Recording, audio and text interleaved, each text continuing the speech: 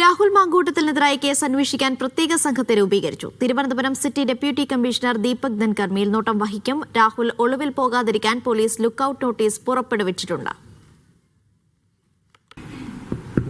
Neymar police station, and we are doing the basic formalities. There is not much which I can reveal at this stage. There are a lot of aspects involved in that, so I think already a lot of information are available in the media, so I think we are doing the basic formalities and other required things to be done in the investigation at present.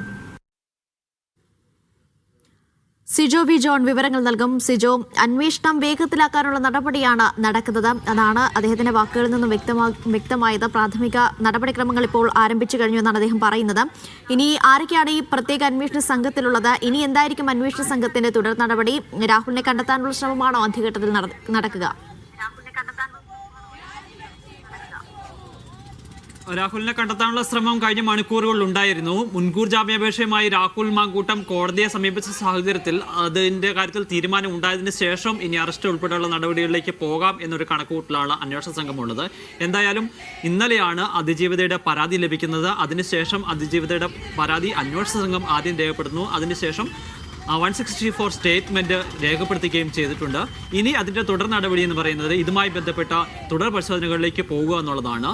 ഈ abortion നടത്തിയതിനുള്ള medical രേഖകളുണ്ട്. അതിനുശേഷം ഈ അതിജീവിത വിവിധ ഹോസ്പിറ്റലുകളിൽ ചികിത്സയ്ക്കായി ഡോക്ടർമാരെ കണ്ടിരുന്നു. ഈ ഡോക്ടർമാരെ ഉൾപ്പെടെ കണ്ട് അവരുടെ മൊഴി രേഖപ്പെടുത്തുന്നതിനുള്ള നടപടികളിലേക്ക് അന്വേഷണ സംഘം പോകും. അതോടൊപ്പം തന്നെ രാഹുൽ മാങ്കൂട്ടത്തിൽ ഭീഷണിപ്പെടുത്തുന്ന ഓഡിയോ സന്ദേശങ്ങൾ പുറത്തു വരികയും ചെയ്തിരുന്നു. ഇതിൻ്റെ ആധികാരികത സംബന്ധിച്ച പരിശോധന നടക്കുകയും ചെയ്യും.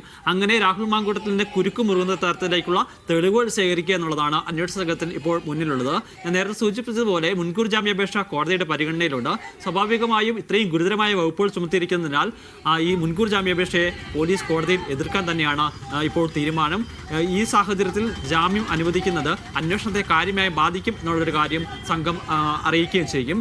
ഇതിൻ്റെ അന്വേഷണത്തിനായി മുതിർന്ന പോലീസ് ഉദ്യോഗസ്ഥരെ ഉൾപ്പെടെ ചേർത്തുകൊണ്ട് ഒരു പ്രത്യേക ടീം തന്നെ രൂപീകരിക്കുകയും ചെയ്തിട്ടുണ്ട്. തിരുവനന്തപുരം സിറ്റി DCP ആയിട്ടുള്ള ദീപക് ധൻകറാണ് ഇതിൻ്റെ മേൽനോട്ടം വഹിക്കുന്നത്. അതോടൊപ്പം തന്നെ ACP ആയിട്ടുള്ള VS ദിനരാജാണ് ഇതിൻ്റെ അന്വേഷണ ഉദ്യോഗസ്ഥർ. കൂടുതൽ അംഗങ്ങൾ ഈ ടീമിലേക്ക് വരികയും ചെയ്യും.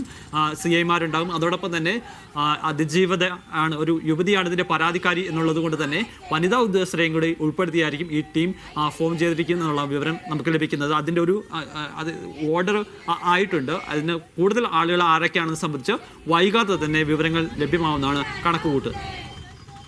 ശരി, സിജോ വി ജോണാണ് വിവരങ്ങൾ നൽകുന്നത്.